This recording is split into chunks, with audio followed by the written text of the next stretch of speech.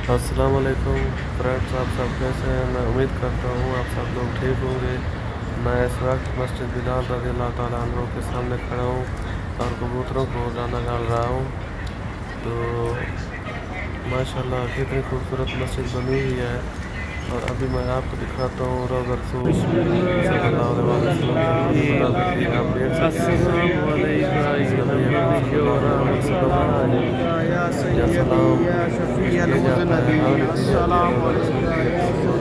ये वो जगह है जहाँ पे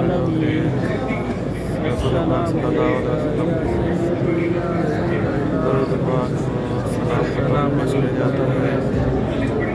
अस्सलाम वालेकुम या रसूलल्लाह, सलाम अस्सलाम वालेकुम या रसूलल्लाह। इस तरह के मालूमात पेश की जाते हैं कि ये वो जगह है। और साथ में सैयदना अबू बकर सिद्दीक़ रज़ियल्लाहु अन्हु और हज़रत उमर रज़ियल्लाहु अन्हु की कब्र मुबारक भी है।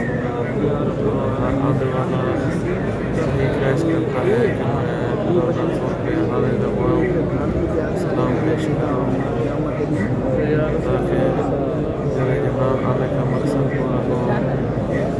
मैं इस काबिल हो जाऊँ कि मैं रसूलुल्लाह सल्लल्लाहु अलैहि वसल्लम का चेहरा मुबारक दिखा सकूँ। और अल्लाह हर किसी की हाज़िरी कबूल फरमाए। और अब मैं जुम्मा के लिए मस्जिद नबवी की छत पे जा रहा हूँ और आप लोग खुतबा जुम्मा सुने। ونعوذ بالله आप من मेरे شرور वीडियो को लाइक أنفسنا शेयर ومن कीजिए। سيئات أعمالنا من يهده الله فلا مضل له ومن يضلل فلا هادي له وأشهد أن لا إله إلا هو لا شريك له وأشهد أن محمدا عبده ورسوله اللهم صل وسلم وبارك عليه وعلى آله وأصحابه. أما بعد فالزموا أيها المسلمون الزموا وصية الله لكم بتقواه سرا وجهرا تفوزوا دنيا وأخرى. يا أيها الذين آمنوا اتقوا الله وقولوا قولا سديدا يصلح لكم أعمالكم ويغفر لكم ذنوبكم ومن يطع الله ورسوله فقد فاز فوزا عظيما.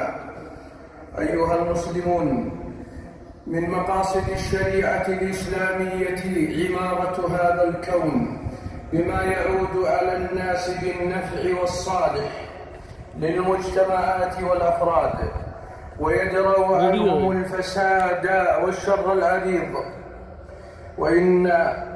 وإن الضرورة تدعو إلى التذكير ببعض الواجبات الشرعية على من ولي وظيفة عامة أو خاصة، إذ بالإخلال بهذه الواجبات تكمن العوائق في التنمية والتقدم والتطور، والكلام عن ذلك في وقفات موجزة. الأولى: الواجب على كل موظف أو القطاع الخاص أن يستشعر مسؤوليته أمام الله جل وعلا، كما أنه قد تحمل أمانة عظيمة أمام الله سبحانه ثم أمام ولي أمر المسلمين وجماعتهم. قال صلى الله عليه وسلم: كلكم مسؤول عن رعيته، متفق عليه. فتذكر أيها موقفك أمام الله جل وعلا واتق الله في المسلمين، واعلم أن حلاوة المنصب غرما عظيما يذكرنا به النبي صلى الله عليه وسلم.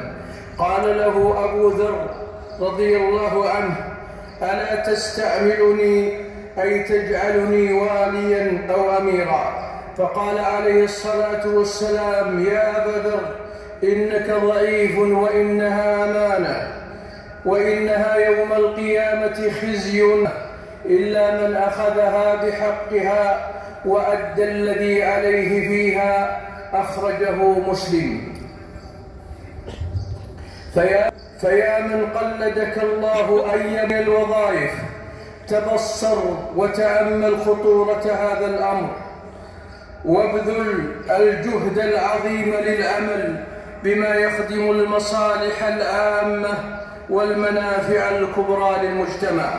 قال صلى الله عليه وسلم: ويل للعرفاء ويل للأمناء ليتمنين أقوام يوم القيامة أن ذوائبهم معلقة بالثريا، أي شعورهم، أطراف شعورهم معلقة بالثريا يتذبذبون بين السماء والأرض ولم يكونوا عملوا على شيء. رواه ابن حبان في صحيحه والحاكم وقال صحيح وصححه جمع من أهل العلم. الثالثة أن القيام في ذي المشاريع والمرافق التي تخدم المصالح العامة في البلاد بأحسن وجه وأكمل حال